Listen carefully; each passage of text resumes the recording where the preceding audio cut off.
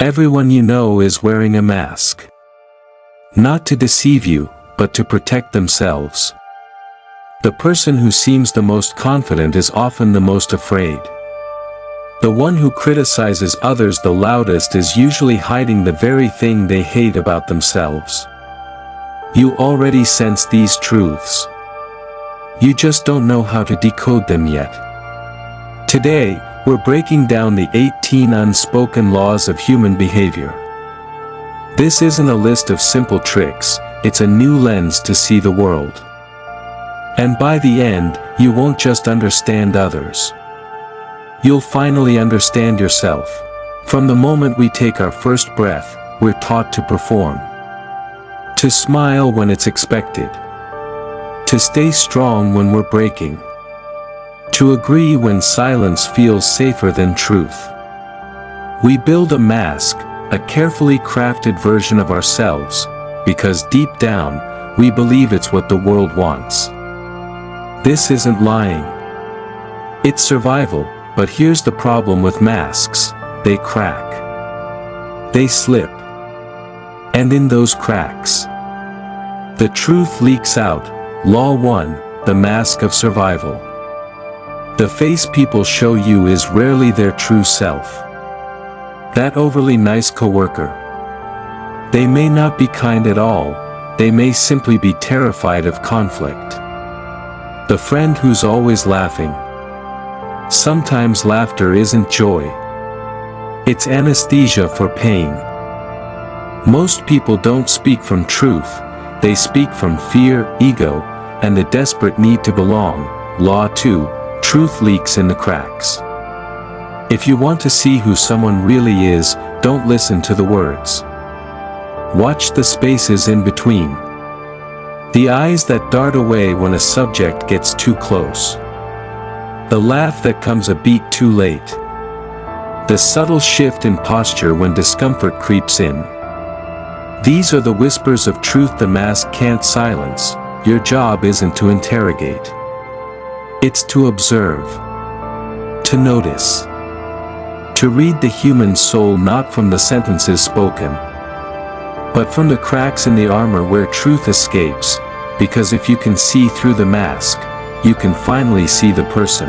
We often think we see people clearly. Their actions, their words, their judgments. All seem straightforward.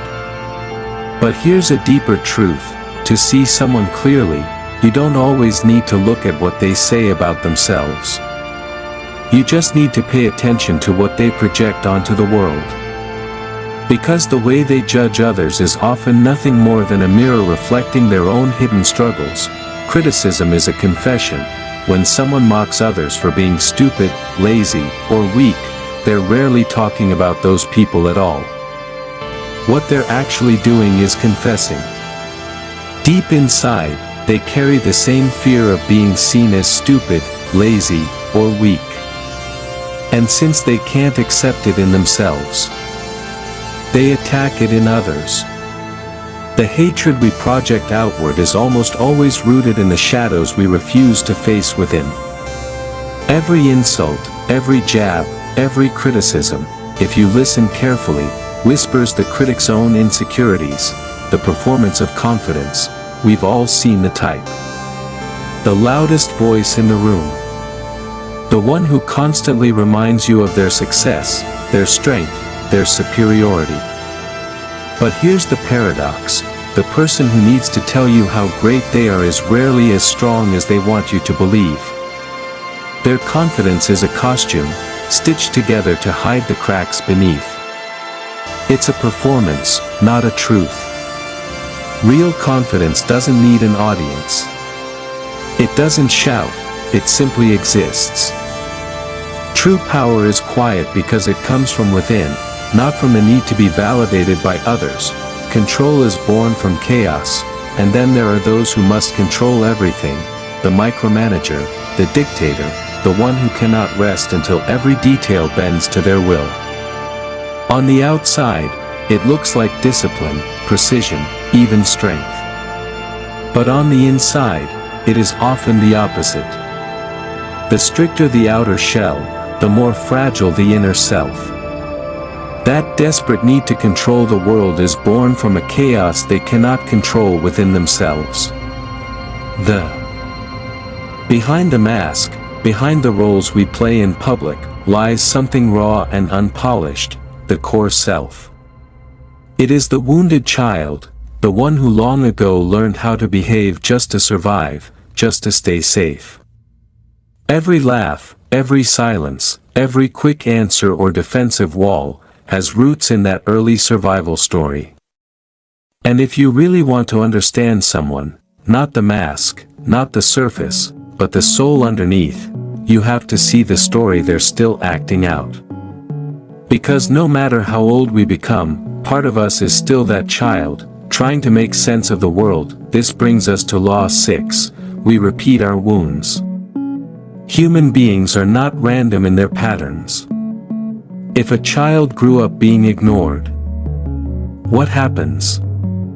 As an adult, they might swing to one extreme or the other, constantly chasing attention to fill the emptiness. Or hiding away, becoming invisible, replaying their old role of being overlooked. And here's the uncomfortable truth: your present behaviors are often just echoes of your past. The fight you had yesterday, the way you cling to someone, or push someone away, it often isn't about the moment itself. It's about an echo of a wound that was never healed, and this repetition can be devastating. Imagine someone abandoned as a child. They grow up to choose partners who abandon them again. Not because they want the pain, but because their nervous system is addicted to the familiar. It feels like home, even if home was chaos. This is why people say, "Why do I always attract the wrong ones?" The reality is, you don't just attract them. You unconsciously recreate the wound. Until you face it, you'll repeat it. Now, let's look at Law 7, logic is the bodyguard of pain. This is one of the most subtle defenses of the human mind. When pain is too heavy to face directly, the mind builds armor, and that armor often looks like logic. For example, someone who once believed in love but had their heart shattered might now say, "Love isn't real. It's just chemicals. People only betray you in the end." On the surface, it sounds rational, almost philosophical. But beneath that rigid logic is a broken heart. They're not making an intellectual claim, they're building a shield. The problem is, when we argue with their logic, we miss the deeper truth. You can't reason someone out of pain, because pain isn't rational. It's emotional. And the stronger their logic, the deeper the wound it's protecting. Every time you hear someone with an extreme belief, about love, about trust, about the world, pause for a moment. Don't fight their logic. Instead, ask yourself, what pain is this belief protecting? This is the essence of understanding human behavior. Behind every wall is a wound. Behind every mask is a story. If you want to read people, don't just listen to what they say. Listen to the silence between the words. Notice the patterns. Ask yourself, what child is still speaking through this adult? And here's the challenge, don't just use these laws to understand others. Use them on yourself. Where do you repeat your wounds? Where does your logic disguise your pain? Awareness is the first step. Because once you see the wound clearly, you don't have to repeat it. You don't have to protect it with walls of logic. You can finally face it. And maybe, for the first time, begin to heal.